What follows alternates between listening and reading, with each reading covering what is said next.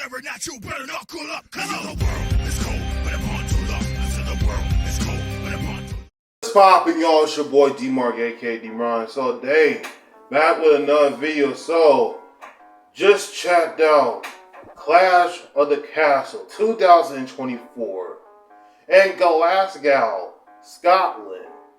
And I will say that the show was definitely greater than at Backlash at Lyon, France. And if y'all wondering why I got this white wrap around my head, because I got a heat rash. So I'm definitely putting some cream on it, and I went to the urgent care earlier this morning, and the rash is not bad. The rash is not too bad. It's just like a slight rash that I'm having because I'm always been working the heat.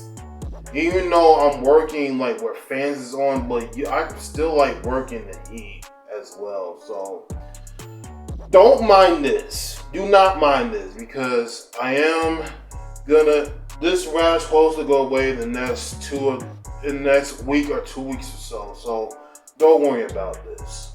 But anyways, Clash of the Castle definitely was the greatest show, especially with the Scottish fans.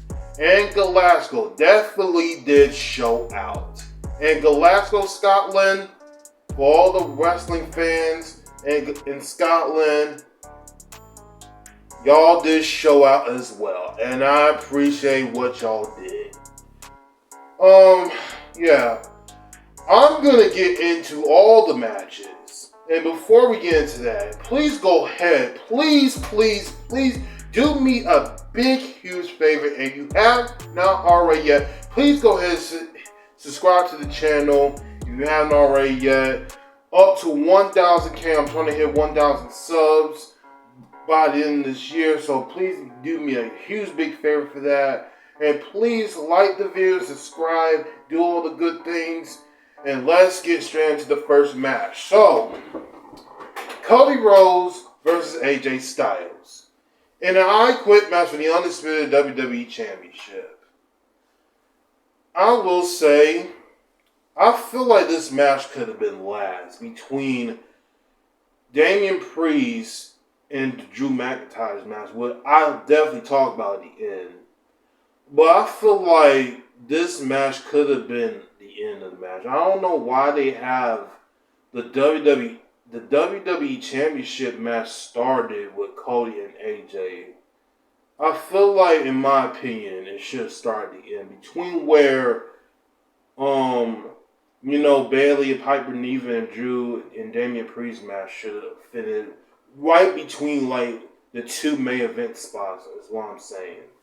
But overall, this match was not reckoning, but it was reckoning at the great.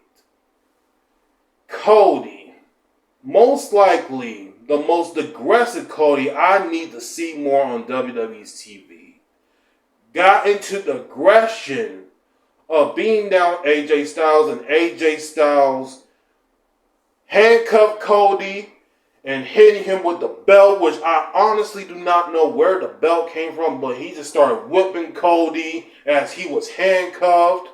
And then Cody would hit the crossbones on AJ 3 times, and then Cody drags AJ, he handcuffed him to the ropes, and he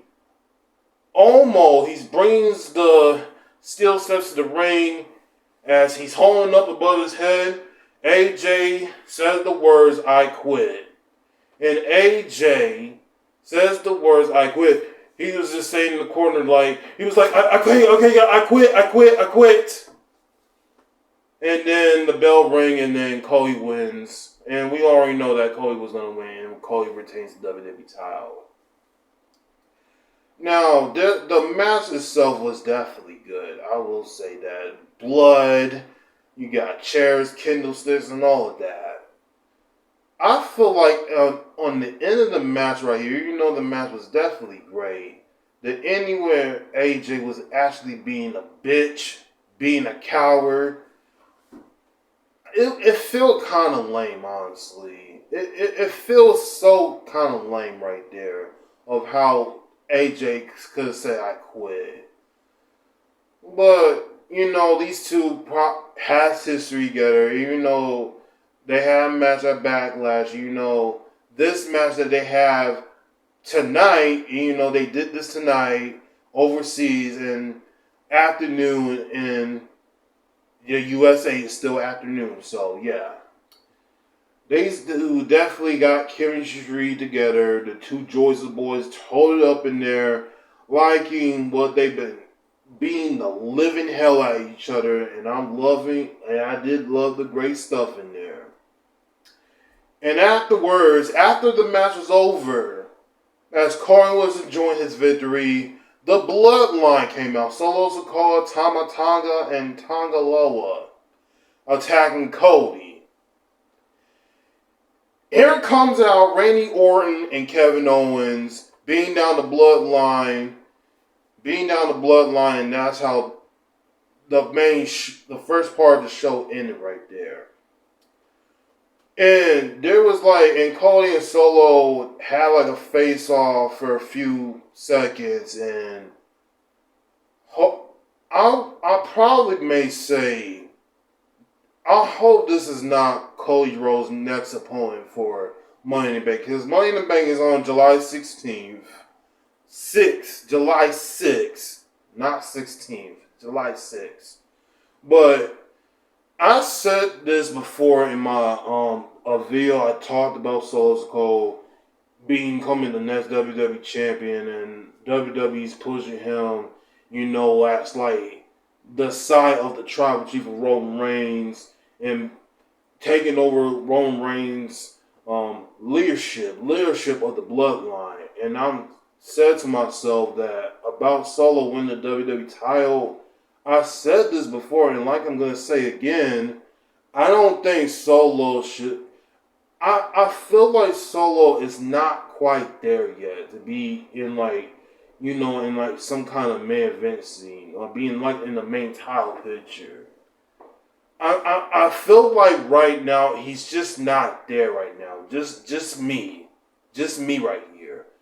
I don't feel like Solo should be having a main event spot. So I said this too, and somewhere between next year or so, when Roman gets back, and I'm pretty sure it's not going to be for the title, but there was a tease that they were going to have a match with each other, which I'm still loving.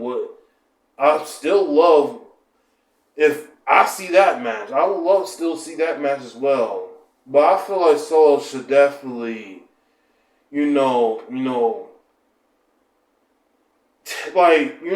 stepping back. I don't even know how to put this in words here. I'm trying to describe it.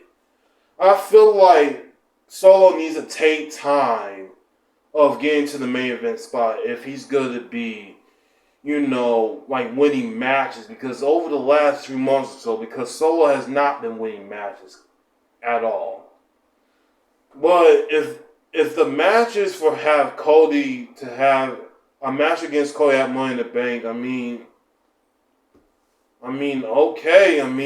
There's really nobody else for Cody to face. Other than Solo. So you really don't got nobody else to put in that spot other than Solo. So, I'll be okay with it. I'll be okay with it unless how it's gonna work out. I'll probably will give this a chance of Solo being in this match. I'll give it a chance. But overall, AJ Styles and Cody Rhodes definitely have a great match. So this was good. So this was definitely the great match to start the show. In my opinion, like I said, should have started at the end. That's all I'm saying. So this is the triple threat tag team match. This is for the WWE's women's tag team champions. Alba Fire and Aladon facing Bianca Belair and Jade Cargill, the tag team champions. And Shayna Baszler and Zoe Stark Alba Fire and Aladon definitely are the two country heroes of this match right here.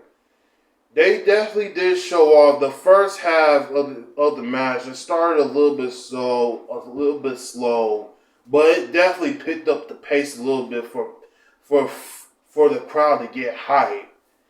And this was one spot that Jade Cargill made the tag in, and somehow she tried to get in the ring, but she slips and fails.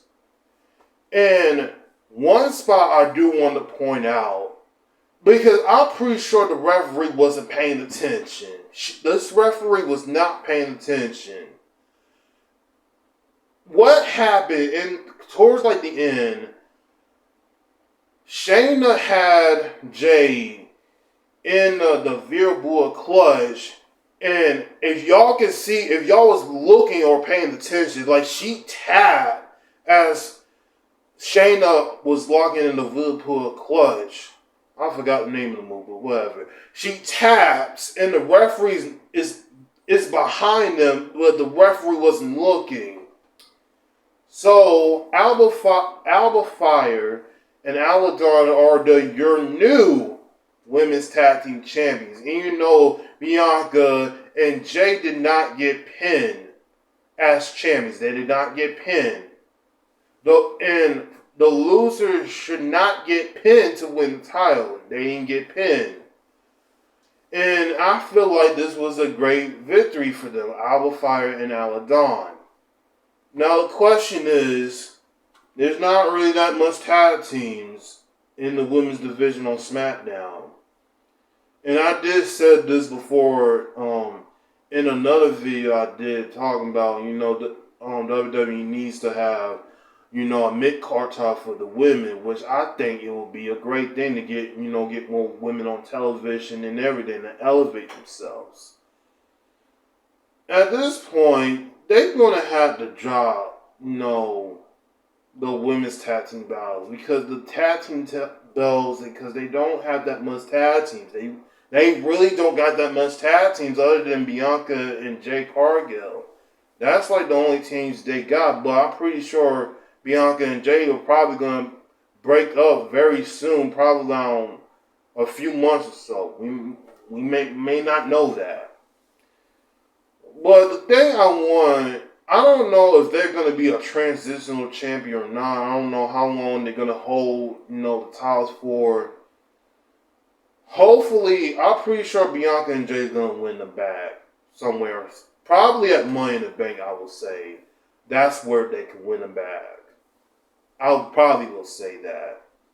And I did raise something. It's not just because that Triple H even say something about Alba Fire and Aladon winning this match for home country. About about Alba Fire's family member. One of her mother passed away from an incident or something. I read something about her mom about a couple of days ago or something. But her mom, Alba Fire's mother, I think what ended up happening is her mother, and I think the dad of hers, was crossing the street. They were crossing the street, and all of a sudden that a car ended up hitting her mother. But the father was all right, but the father was all right, but the mother wasn't. And what ended up happening is she ended up passing away, which that's crazy. That's crazy. But send my condolences to Alba Fire's family. Even though this was in their home country of Scotland. But they deserve this. But it's not about. But this championship wasn't about the loss of her mother. It was just the victory in Scotland, which makes sense. So I'm pretty sure Bianca and Jay's gonna get a rematch against them at Money in the Bank. So next match is Chad Gable, or Sami Zayn versus Chad Gable for the Intercontinental Championship. I will say this match was definitely a good match for the afternoon.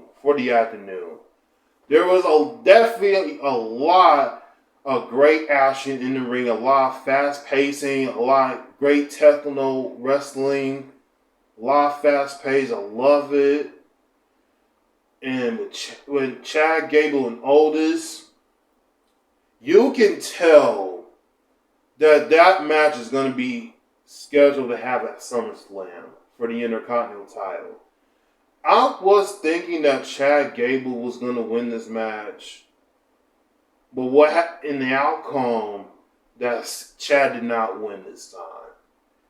You can tell that when Chad Gable was looking at Sami Zayn, like, you can tell it's not over. It's going to keep going on until SummerSlam. So, what happens in the match that Chad Gable did the ankle on Sami, and then Maxine Dupree was there. Maxine Dupree was in ringside with Otis, and apparently she has a broken ankle or a broken leg, I suppose, and she fails, and all of a sudden that she was going to do something. Chad Gable was going to do something with Maxine, but Otis all of a sudden got in front of Gable's face and stopped it. He stopped it, and Otis is trying to find any sensible way to not attack Chad, which I'm loving that story. I'm loving that what they're doing with Chad and Otis. And then Otis carries Maxine to the back, and Chad's not paying attention. He's looking at Otis carrying Maxine to the back locker room, and Sami hit the Luluva kick, and he pins Chad, and Sami retains the Intercontinental title. I did love this match. Like I said, this match was good. The story between Chad and Otis is definitely, you can tell they're gonna have another match. This is not over. Sami and Chad, they're probably gonna have another match. And I feel like I was thinking in my mind that Otis was going to turn Chad at this point right here, but it didn't happen. But at Money in the Bank, hopefully Otis does turn on Chad Gable, and I think that's where Chad Gable forms a new team with the Creed brothers, because that's been in the talks for like a while now. So hopefully that plays a part of the story. I'm probably sure it will play the part of the story here. But overall, this match was definitely good here. Definitely good. Now, next, Bayley versus Piper Niven for the WWE's Women's Championship. This match was solid. You know, Piper Niven's home country in Scotland. We all know. We already know that she wasn't going to win against Bayley. And this, I will say a little bit about Piper Niven. She definitely show off here this afternoon when she had a match against Bayley. She definitely did show off. You know, she wasn't not. I can't find the words to describe it. Can't find the words. But she definitely did well in this match. I just hate the fact, you know, over the last 3 years that WWE did not really do much with her other than changing her name to Dewdrop, which can we all be real here? That name was a stupid name to begin with anyway. They could have just leave it the name Piper Niven, not Dewdrop, because that was stupid. That was so stupid. And I'm glad that she got 13 minutes of a match against Bayley, which I absolutely did like. Not no 1 minute match, no 4 or 5 minute match. She only got 13 minutes in this match, which I think it was great. And the outcome was that Bayley beats Piper Niven and she retains. This, I'm not gonna really say too much about it. This was just a solid match for what it was. So yeah. So main event time. Main event. Damian Priest, the world champion, the home country hero in Glasgow, Scotland, Drew McIntyre for the World Heavyweight Championship. I will say Drew's entrance was definitely great. The Scottish entrance with the Scottish marching band. I don't know how you described it, but it was a marching band. The Scottish marching band. They come out, did a little performance, and then I did like the entrance though. I did absolutely love the entrance. But towards the end, man, there was like a lot of kick-outs and near falls in this match, bro. You know, I did love the spot where Drew hit the Claymore on Damian Priest due to the barricade, and all of a sudden, the referee got knocked down. And Damian was about to do another South of Heaven chokeslam, which I absolutely love that move.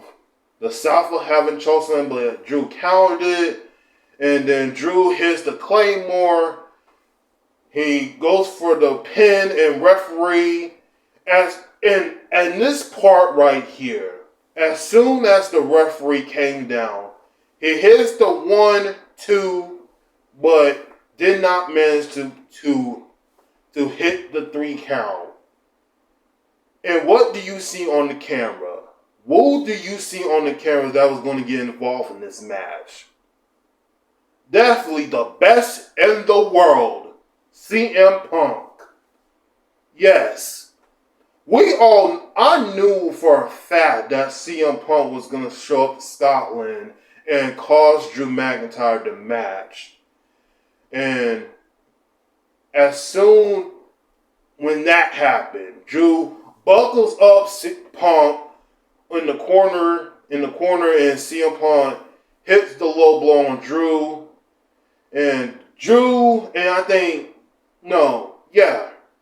CM Punk hits the low blow on Drew, and then Damian Priest hits the South of Heaven chokeslam for the 3rd time, and he pins him.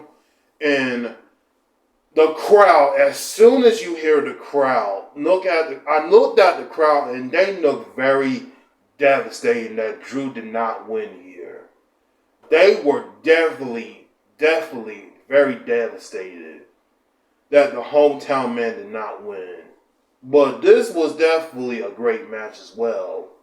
Definitely a great match, and I know this feud between CM Punk and Drew McIntyre is going to be electric on fire. Electric on fire on so many levels. This storyline between both of them is definitely going to be the biggest storyline of the summer towards SummerSlam. And honestly, I cannot wait for that. Cannot wait for what is to come with CM Punk and Drew McIntyre. Overall, this was definitely, I have a feeling, I had a feeling that Drew was going to win this. But as soon as CM Punk came out with the referee outfit on, I could tell that Drew was not going to win this, which I would have loved to see him win it, but we already know that CM Punk was going to get involved in this, and that's leading up to the feud between them towards SummerSlam in August. this definitely was a great match. I will say that. So that is my Clash of the Castle 2024 review. I will definitely get this pay-per-view a 7 out of 10 pay-per-view show. The show was good, especially with the crowd hyping up with everything they see in Scotland. And Glasgow, Scotland, like I said before in the video, thank y'all for showing out. Y'all definitely show out in your home country. I'm liking what the WWE is doing with these PLE shows, and I'm liking every single thing of it. So thank you for Glasgow, Scotland for your support of WWE. But anywhoos, that is it for my review on Clash of the Castle. Y'all let me know, what was your favorite match from Clash of the Castle that y'all enjoy? Y'all let me know in the comments what y'all think. And follow me all social medias down below. I'll be back with another video. Peace. Moment to shine. This is my type of flight. I've been grinding forever just for this very night.